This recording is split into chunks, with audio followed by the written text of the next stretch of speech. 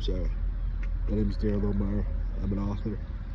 I want to do something new, and that's replying to my book reviews. Book reviews are kind of just the lifeblood of being an author. More than the cash, more than the sales. Even if you give like 1,000 free books away, the reviews and people actually reading the book, telling you how they feel about the book, it's everything. It's early in the morning here. First review is from a person named Mrs. B6, and this is for the book Why Can't We Share Him. It is the only review on the book, and it says Laughable. Laughable. This book was penned by an author who thinks he's smarter than he really is.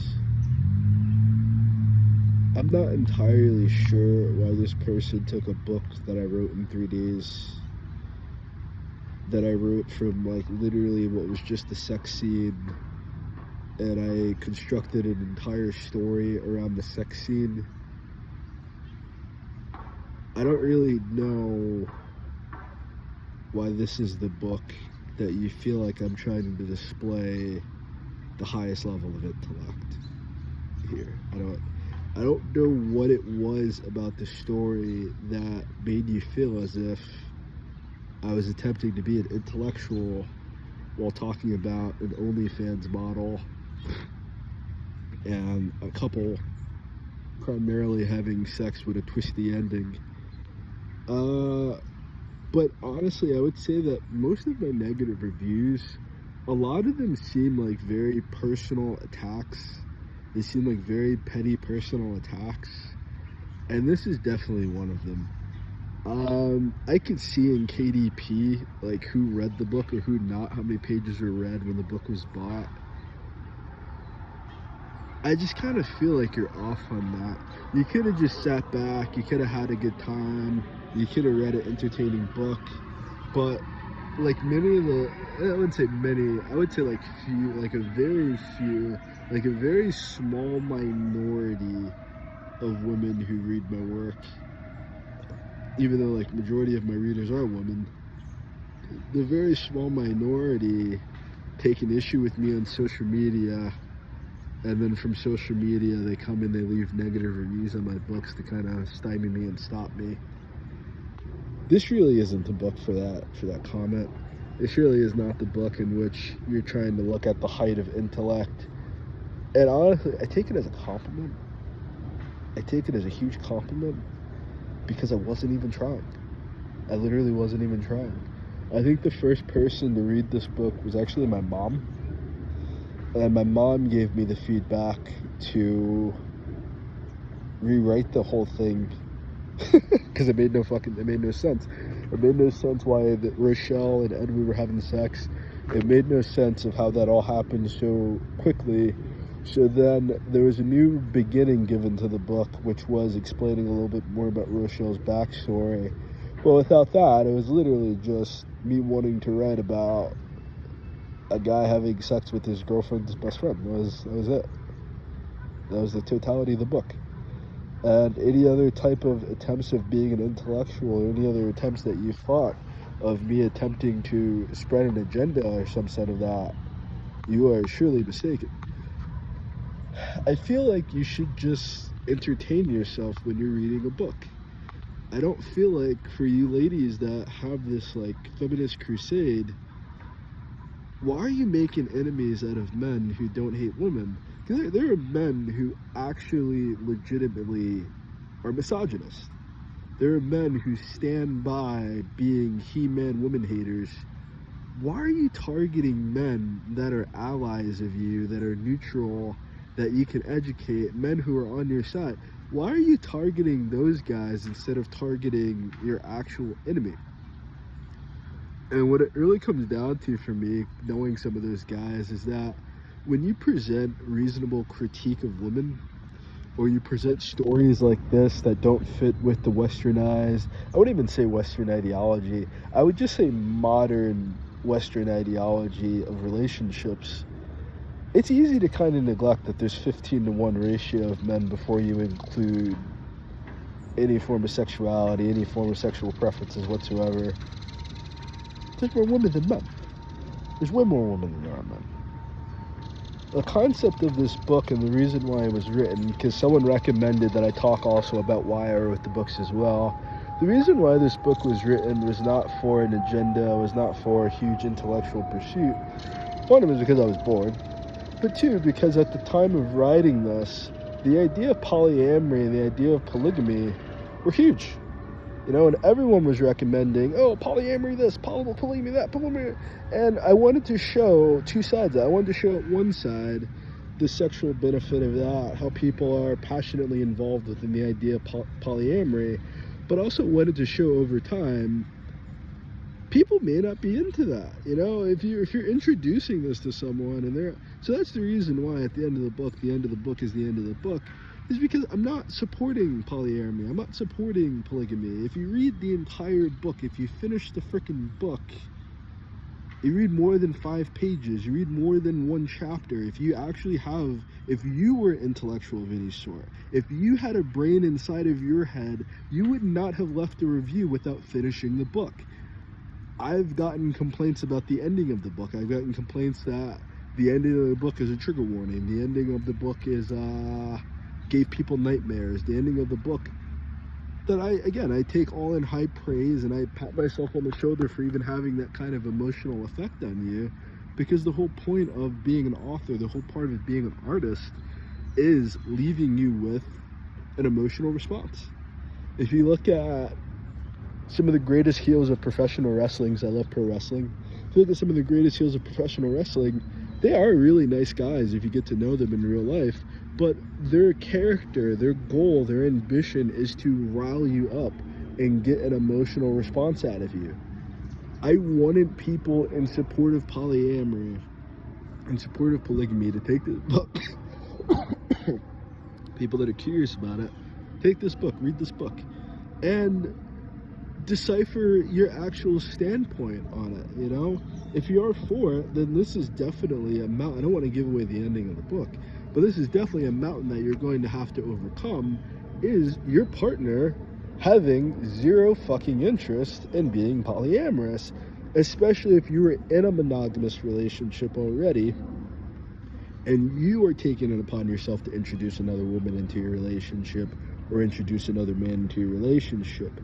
I think the overall question I wanted to ask, if I did have an agenda, if I did have the goal for why can't we share him, a 150, most of my books, let's be honest with this, let's put this in context. The majority of my books are about 150,000 to 250,000 words. I read epics, I read novels. This book is 155 pages. It was not written for NaNoWriMo. I think it was written for like a prep for NaNoWriMo, or like right after NaNoWriMo, to kind of like burn off some of the creative fume and fuels before I got back into editing and back into marketing and sales. And it was just a kind of question, I guess, what is the difference between polyamory and adultery? What is the difference between the two?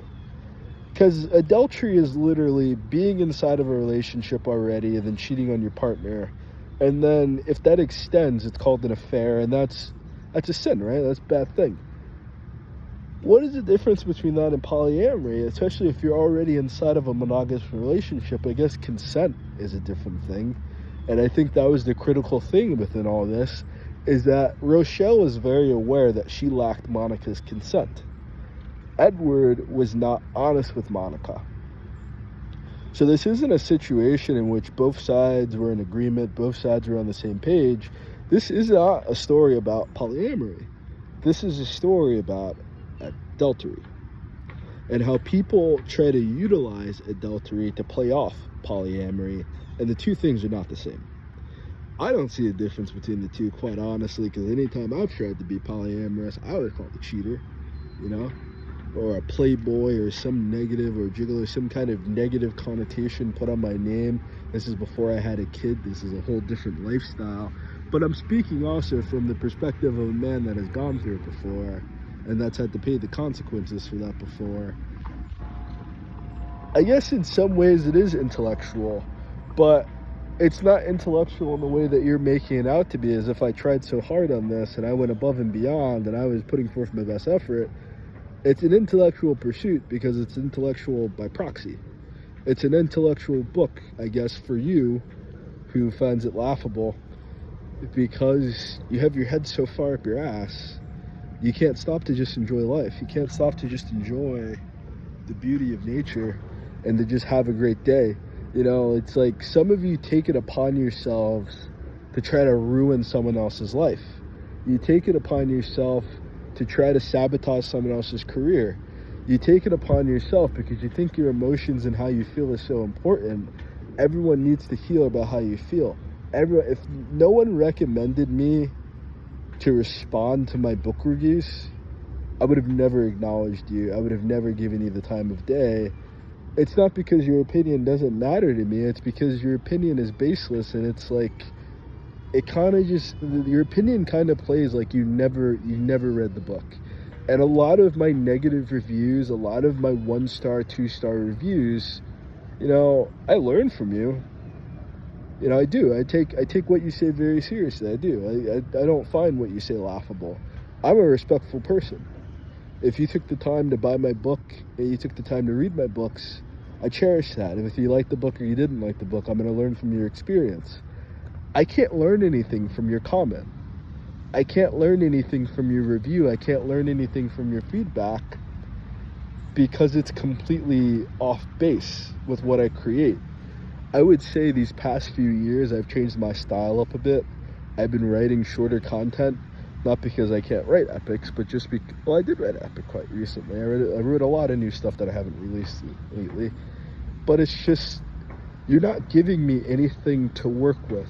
It would have been helpful if you would have pointed out some parts of the book that made you say laugh sense, but to make the entire book laughable, and that's the whole point of being a fiction author, is to entertain people.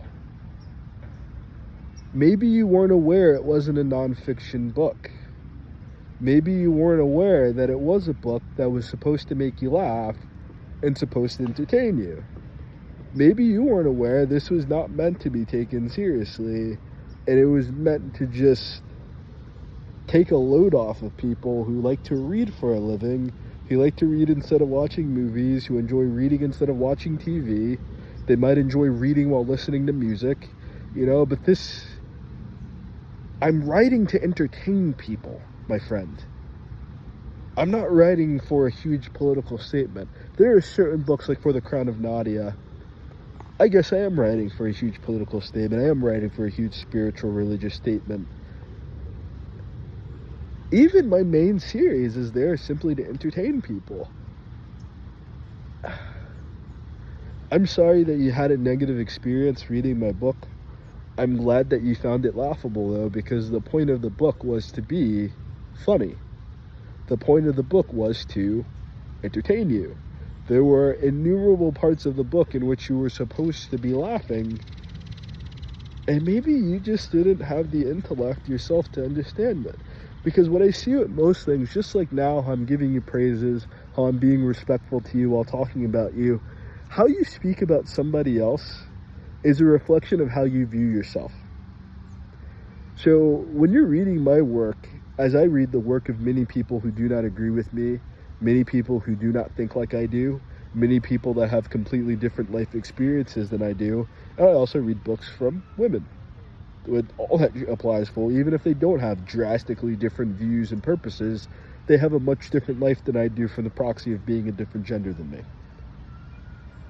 I have that capacity, which is why I became an author, which is why I love to read, which is why I can be respectful in taking your insults, quite honestly. You're insulting me. Because I don't view the world that way. I don't view the world in needing to destroy people, needing to hurt people, needing to make other people feel small to make myself better. If I want to feel good, I'll just create something. And obviously you don't have that capacity, because something I've noted with another book review I'll do as well, people that have talents, people that are creatives, people that they themselves have taken the chance to become a full-time creative or a full-time author, they don't leave 1-star reviews. They don't do shit like that. It's only people with no talent, with no interesting characteristics, people that have to hide behind another more popular identity. Those are the only people that leave negative reviews. It would have been a little bit more helpful if your review was more constructive. It would have been more helpful if you referred to parts of the book that kind of reinforced your point. I don't really understand how you took this book and just laughable. It's supposed to be laughable. It is a work of fiction. Thank you.